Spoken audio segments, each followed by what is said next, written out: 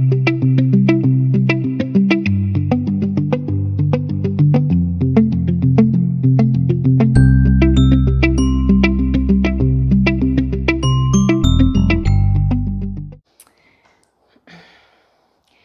everyone, so we are going to go through a little video about glute strength, some exercises I like to show you both on the mat and standing up against the wall there.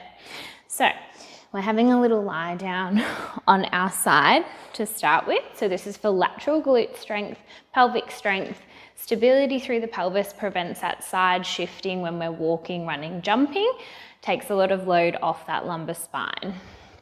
So we're going to start off lying down on our side. You can have a cushion or just using your arm underneath the head there. Firstly, setting yourself up. So you're wanting shoulders nice and stacked, hips nice and stacked. Feeling a little bit of length through the body. So slight lift underneath your waist if you can. Heels are in line with the bottom. Knees are out in front. Now, our first set here is your standard Pilates clam. You keep the heels together and you just lift that knee. Now, some of us are going to have more rotation through that hip than others. I tend to have a little bit of restricted external rotation through my hip. So just going as high as you can go without rocking back through that pelvis, because then again, that's going to over-recruit through that lower back, and we're just trying to work that hip. Now, remembering to draw in through the tummy, in through the lower rib cage, and we're just doing a few there. That's your first exercise. Now I'm going to get you to do a couple of sets of each of these, up to 8 to 10. Next progression from there. We're just going to keep that same position through the body, and we're just lifting knee and ankle and lowering just up to hip height. So lift and lower. Not a super big movement. That's just going to get those hip abductors, the lateral hip, working. So when this activates, when you're standing, it's going to hold your body upright so that the hip isn't swaying out to that side. So this is why it's important to strengthen, get that awareness of it while we're side lying, but also it's important to, sorry, my mic's playing. It's important to then translate that to our standing movement. Okay, so 8 to 10 of those. Then we reach that leg long. Get a little roll in through that thigh bone. Toe slightly lower than heel, lifting to hip height and lowering. So after those first 2 sets, you will feel a little bit fatigued here. And these can also be progressed by adding a TheraBand around the knees to add a little bit more resistance. Okay? 8 to 10 of those. Now, spicing it up a little bit, bringing those legs into that 90-90, shin in line with the front of the mat. You should feel like you're in a little seated position whilst you're lying here. And then we're lifting and lowering. Again, not lifting so high that you need to twist through the body. Only go as high as you can maintain that neutral, drawing in through rib cage, in through tummy.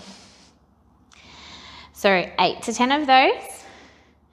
And last set here, reaching that leg long out in front. That's really going to recruit through that hip there. Using that breath. And of course, you will repeat all of those on that second side there. So that's a bunch of variations. I think that was 5 there.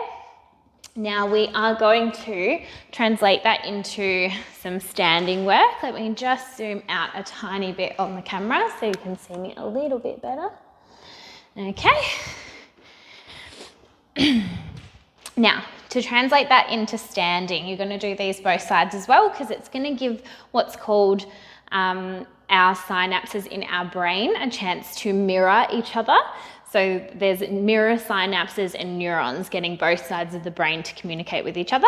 When we see what the more functional or stronger side can do, we can then have something to aim for with our less functional, less balanced, less strong side. We don't like saying bad side. We don't like labeling the body like that.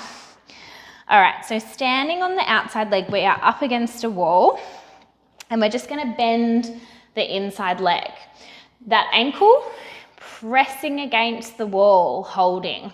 3, 2, 1, release. Press again, hold. 3, 2, 1. So that inside leg actively working at the hip, and this leg is also working so that we don't topple over, so it's stabilizing there.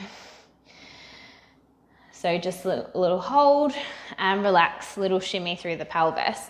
All of your balancing work as well is going to get that hip working. So if you want to practice those when you're brushing your teeth or at the kettle. Now from here, we're going to come into a little bend and then press and release. So just challenging the pelvis, press out, hold, release. Okay, so set of 8 to 10 for both of those. And then your last one here.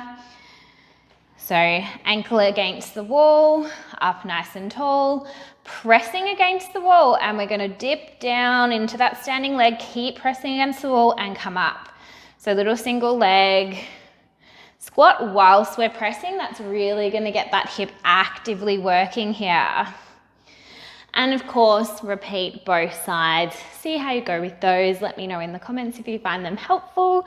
Thanks so much for joining me, and that is our express glute stability work there. Bye.